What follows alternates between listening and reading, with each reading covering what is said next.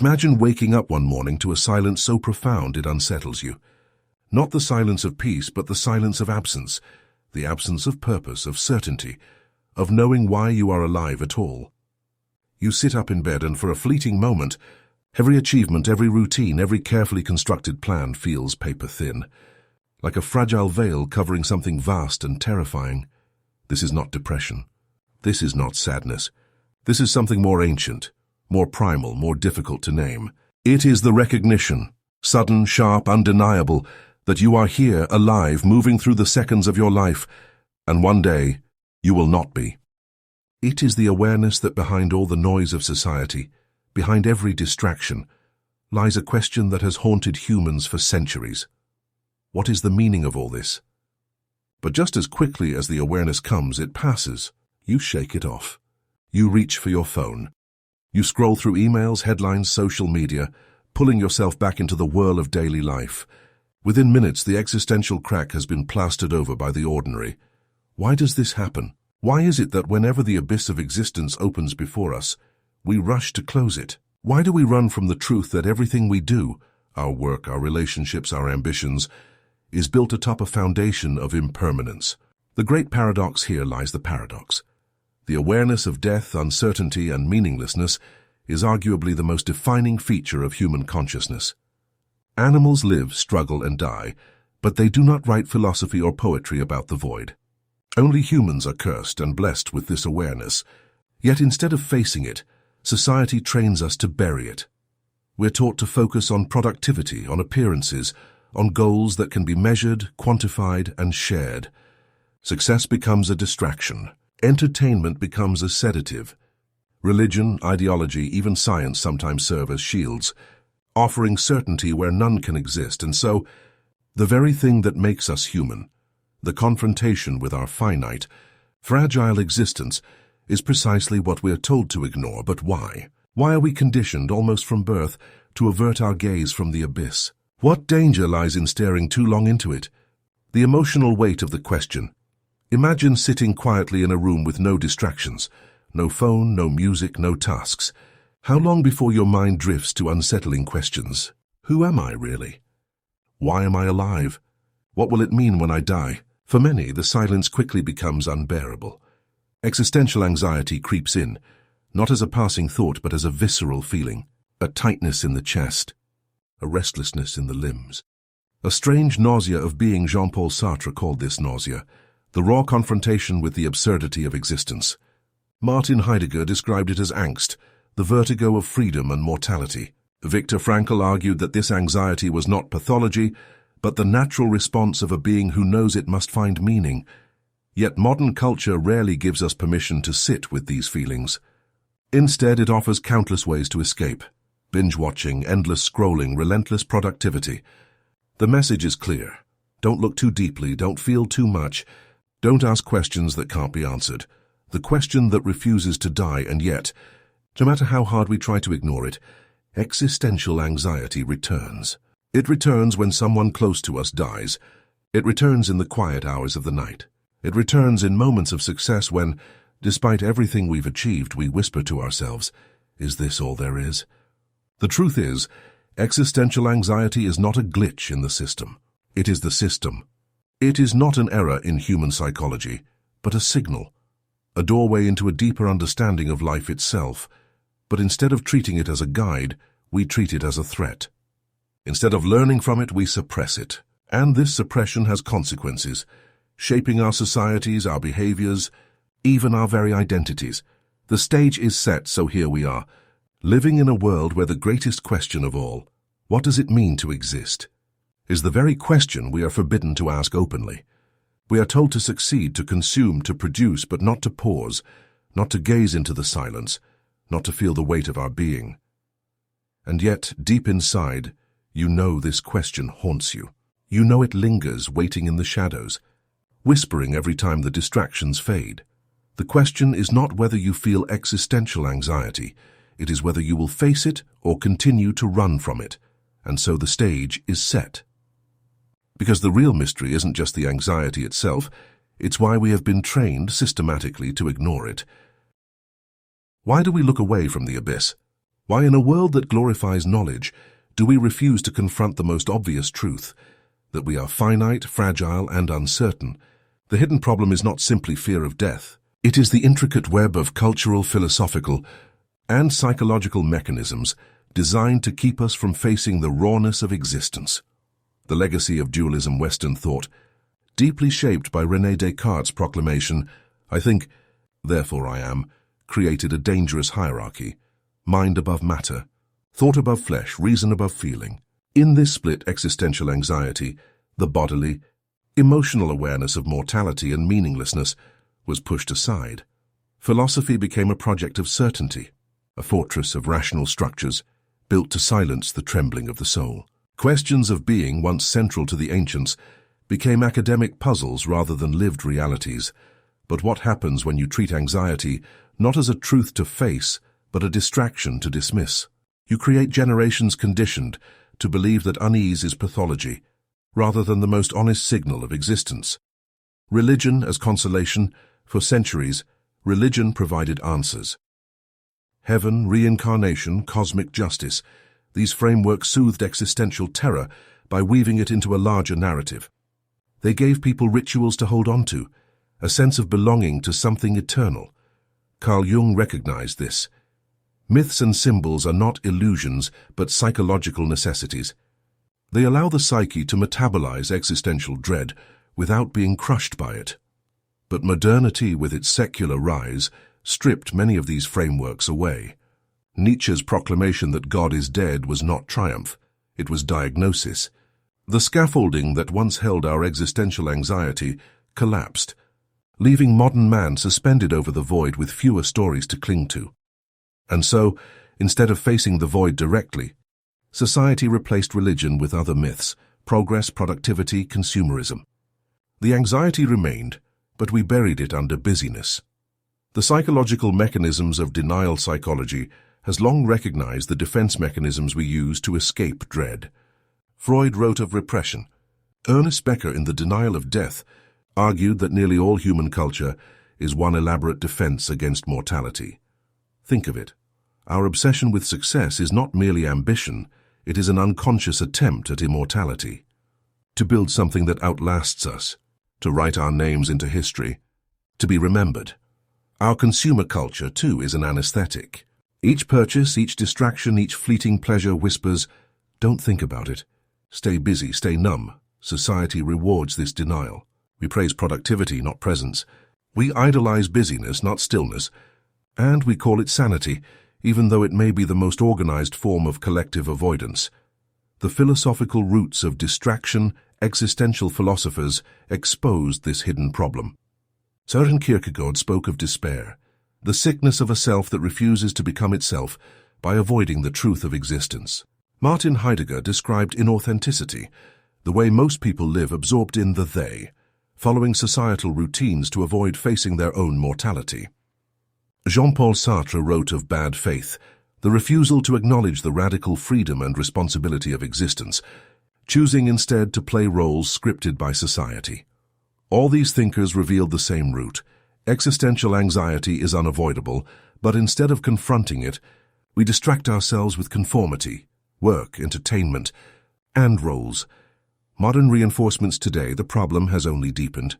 Technology amplifies distraction to unprecedented levels. Infinite scrolls, endless notifications, curated identities.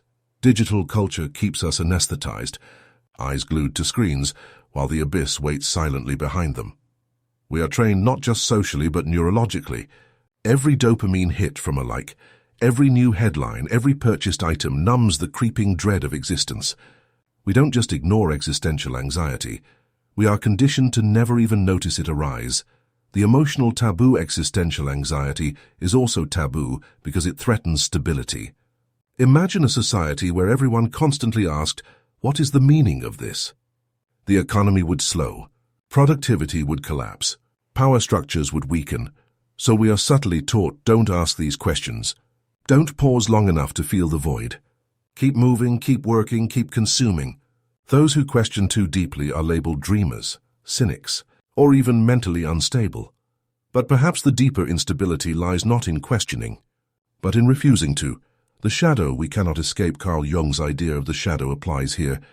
What we repress does not disappear, it festers. The more we deny existential anxiety, the more it seeps into our lives disguised as something else. Restlessness, depression, burnout, addiction. The shadow of existence is always with us. The more we avoid it, the darker it grows. The tension builds. Here is the hidden problem unveiled. We are born with the inescapable awareness of death and meaninglessness, yet we live in a society structured to suppress that awareness. This tension tears at us, silently shaping our behaviors, our desires, our culture itself. We may believe we have escaped existential anxiety, but in truth, it has only gone underground, where it continues to direct our lives in unseen ways. Lead into the next section. The great tragedy is not that we feel existential anxiety, but that we deny it. And denial carries consequences. If we refuse to face the abyss does not vanish. It simply infiltrates our lives in subtler, more destructive forms. The question now is this: what are those unseen consequences? How does ignoring existential anxiety quietly distort the way we live, love, and build our societies? When you ignore existential anxiety, you don't erase it. You bury it. And like all buried things, it grows in the dark, twisting into shapes you no longer recognize. It seeps into your decisions, your relationships, your society.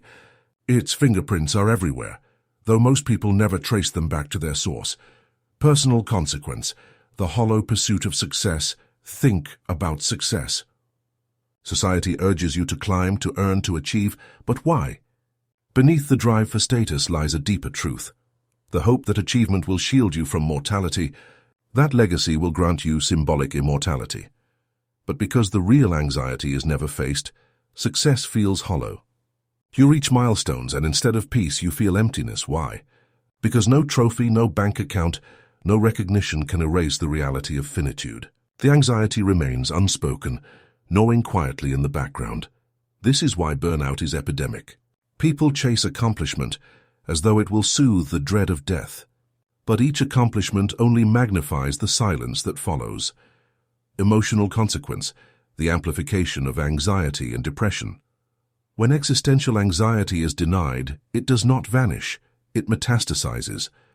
Everyday anxieties become magnified, disproportionate. You obsess over small mistakes at work, fear rejection in relationships, worry compulsively about the future.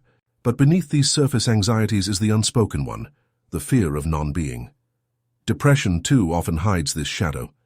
The heaviness, the lack of purpose, the despair. It mirrors the raw awareness of mortality and meaninglessness, but expressed without language. When we ignore existential anxiety, we rob ourselves of the chance to name and integrate it, leaving it to fester in silence. Cognitive consequence, bias and narrowed thinking. Existential avoidance shapes cognition. Psychologists call it terror management theory. When people are reminded of death, they cling harder to beliefs, identities, and tribes that make them feel secure. This explains the rise of polarization. Instead of facing existential anxiety directly, people grasp rigidly onto ideologies, religions, or political movements that promise certainty. The cost is cognitive openness. Fear closes the mind, not because people are unintelligent, but because they are protecting themselves from the abyss. Relational consequence, shallow connections. When you cannot face your own mortality, you struggle to face the vulnerability of intimacy. Relationships become transactional, superficial. You fear true connection because it reminds you of loss, of impermanence. How many people live in marriages or friendships that feel empty, not because they lack affection, but because neither person dares to share their raw existential fears? When relationships remain confined to the surface, the deepest bonds of humanity, our shared confrontation with mortality, are left unspoken. Societal consequence, consumerism as sedation zoom out and the consequences become structural. Entire economies are built on distraction. Consumerism thrives because it offers endless ways to avoid stillness.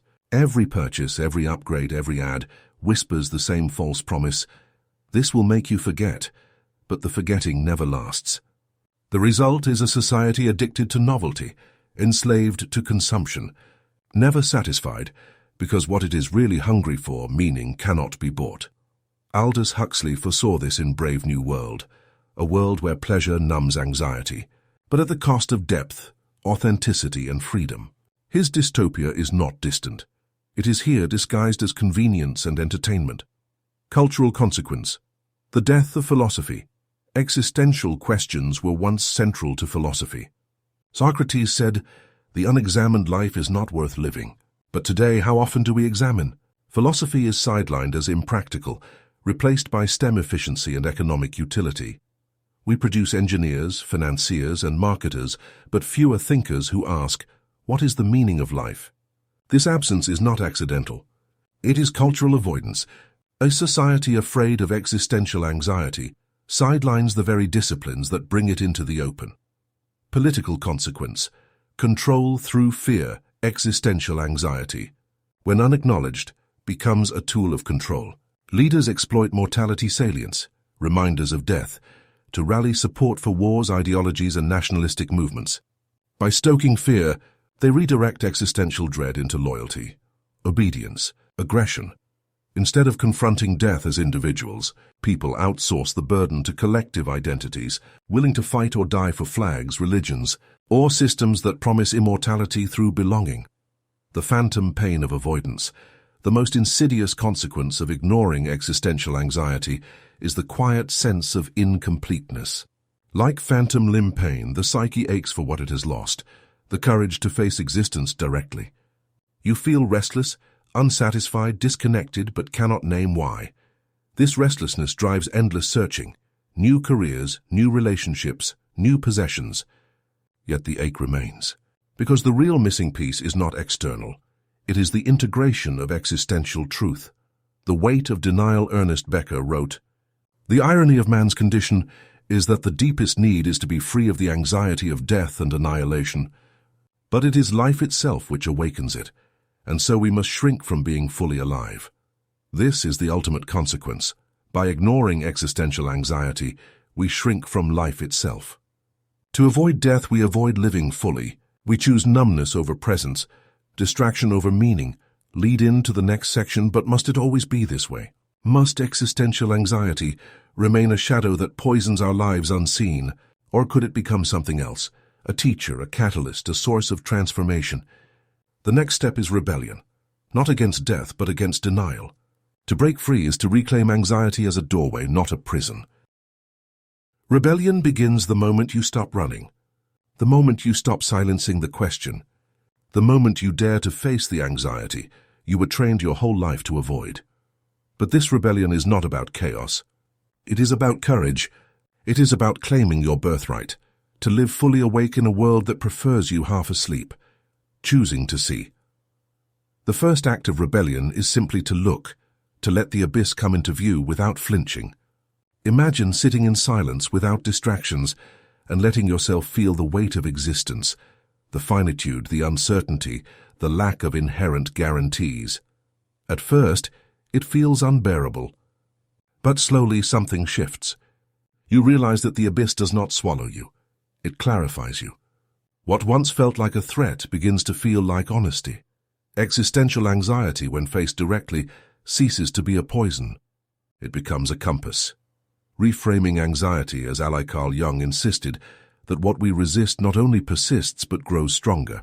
By resisting anxiety, we magnify it, but by turning toward it, we integrate it. This is the rebellion. To stop treating existential anxiety as a pathology and begin treating it as a signal. The dread of mortality reveals the preciousness of life. The awareness of absurdity exposes the need for authenticity. The confrontation with nothingness demands that we create meaning. Instead of escaping the shadow, you let it guide you. Practices of rebellion.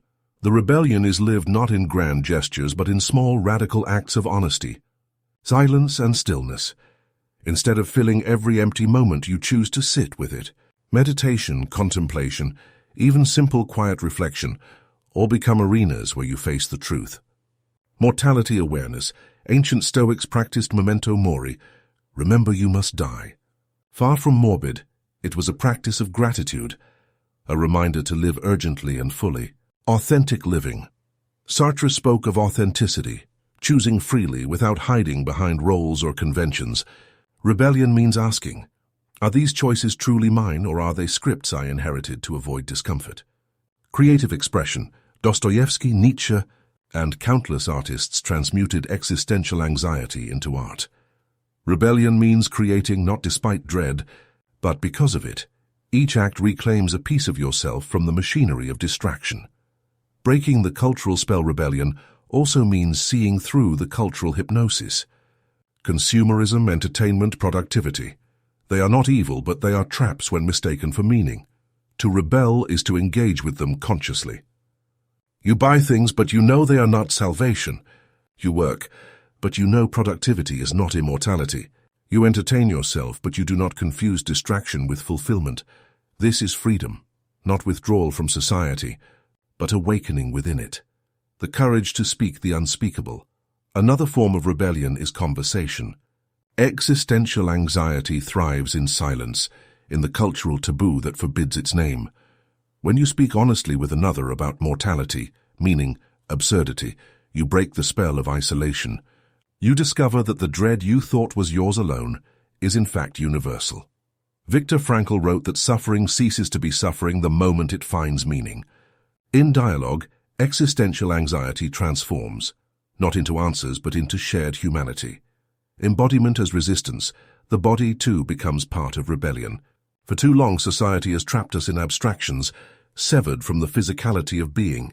To move, to breathe, to feel fully, is to reclaim existence as lived, not theorized. Nietzsche, who raged against life-denying philosophies, declared, "One must still have chaos in oneself to give birth to a dancing star." Rebellion is the chaos of facing mortality, transmuted into the dance of creativity, vitality, presence, freedom. Through confrontation, Jean-Paul Sartre argued that human beings are condemned to be free. This freedom terrifies us because it means we cannot escape responsibility for our lives. Existential anxiety is the price of freedom. But if you dare to accept it, rebellion turns fear into liberation. You stop waiting for guarantees. You stop expecting certainty. You realize that life's meaning is not given, it is made, and you are the one who must make it. A new relationship with death. Rebellion also transforms your relationship with death itself. Instead of treating it as the enemy, you treat it as teacher. Death reminds you to live urgently. Death strips away illusions and clarifies what matters. To befriend mortality is the most radical rebellion of all, because it frees you from the fear that enslaves most lives. When you no longer run from death, you finally run toward life.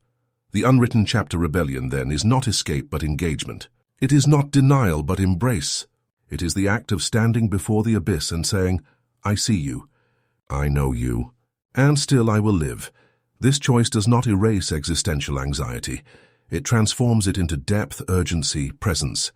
It turns the shadow into light, but there is still one step left. Rebellion opens the door, but what lies beyond is something greater. The ultimate truth, the final realization that reframes existence itself. Imagine for a moment that all the illusions are gone. The distractions stripped away, the noise silenced, the comforting lies dissolved. There you stand alone, face to face with the truth you've been trained to avoid your whole life. The silence feels unbearable at first, as though it carries the weight of 1,000 unspoken questions. But in that silence something begins to emerge, a clarity, not as an answer imposed from outside, but as a realization rising from within. The great reversal. For so long, you believed existential anxiety was an enemy, a shadow to be defeated, a sickness to be cured. Society trained you to see it this way, and yet at the edge of the abyss, you discover the great reversal. The anxiety was never your enemy. It was your teacher. It wasn't a flaw in your design. It was the signal pointing you toward authenticity. The existential dread, the fear of mortality, the weight of freedom, all of it was a summons, a call to wake up. Just as pain alerts the body to injury, existential anxiety alerts the soul to inauthenticity. It is not meant to paralyze you. It is meant to awaken you. Beyond fear, the birth of presence. The ultimate truth is that existential anxiety, when fully faced, does not destroy you. It liberates you. What lies on the other side of dread is not despair, but presence. A life no longer diluted by distractions, no longer buried under illusions. A life where every moment feels sharper, clearer, more alive precisely because you know it will not last forever. The fragile becomes precious. The ordinary becomes sacred. The fleeting becomes enough. This is the paradox. Only by embracing mortality do you finally taste eternity, not as endless time, but as timeless presence in this moment. Here and now, the shift from answers to awareness. Most people waste their lives searching for ultimate answers. What is the meaning of life? What is my purpose? Where does it all lead? The final realization is that the search for fixed answers is part of the trap. Life was never meant to hand you a pre-written script. It was meant to be a canvas. Your anxiety over uncertainty dissolves when you realize that uncertainty is freedom. The lack of absolute meaning does not impoverish life. It enriches it, because it opens infinite possibilities for you to create meaning. You stop demanding certainty. You begin cultivating awareness, death as companion, not enemy. This realization also transforms your relationship with death. No longer the shadow that stalks you, it becomes the companion that reminds you to love while you can, to create while you can, to speak your truth while you can, to live while you can. The final truth is that death does not steal meaning from life, it gives it. Without death, life would dissolve into an endless blur. With death, every sunrise becomes a gift, every connection a miracle, every breath an act of grace. When you stop fighting death, you begin dancing with life. The self-beyond-self philosophers and mystics alike have hinted at a deeper layer, the realization that the self you cling to, the identity, the ego, the I, is not the ultimate truth. It is a construct, fragile and impermanent. When you look closely enough, you see that your being is woven into something larger. Call it existence, call it consciousness, call it God, call it the universe. The names don't matter. What matters is the recognition. You are not separate. Your existential anxiety arose from believing you were an isolated self, cut off from meaning, doomed to vanish. The ultimate realization is that the self dissolves, but being itself continues. You are not merely in the universe, you are of it. This awareness does not erase individuality, but it transforms your relationship to it. You live as both a fleeting self and an eternal presence, both fragile and infinite, both mortal and timeless, living the ultimate truth. The final step is not intellectual, it is lived. To carry this realization into daily life is to embody freedom, authenticity and presence. You choose consciously. No longer enslaved by roles, expectations or distractions, you love more deeply because you know how fragile it is. You create not to escape death but to celebrate life. You stand in the world awake, no longer running from the abyss but walking beside it. This is not escape. It is engagement. Not denial but acceptance. Not fear but liberation. The poetic ending, and so the story comes full circle. You began with dread, with the question you were trained to suppress. You passed through fear, silence, and rebellion, and now you stand in the light of the ultimate truth. That anxiety you feared was never your jailer. It was the key. That shadow you avoided was never a monster. It was your mirror. That abyss you dreaded was never emptiness. It was the womb of freedom. The final realization is not that you have conquered existential anxiety, but that you have integrated it. It is no longer the background terror of your life. It is the pulse of your awakening. Life remains uncertain. Death remains inevitable. The abyss remains vast. But you are no longer crushed by them. You are clarified by them. You have discovered the forgotten art of being fully alive right here, right now. And in that discovery, the silence that once terrified you becomes the most profound truth of all.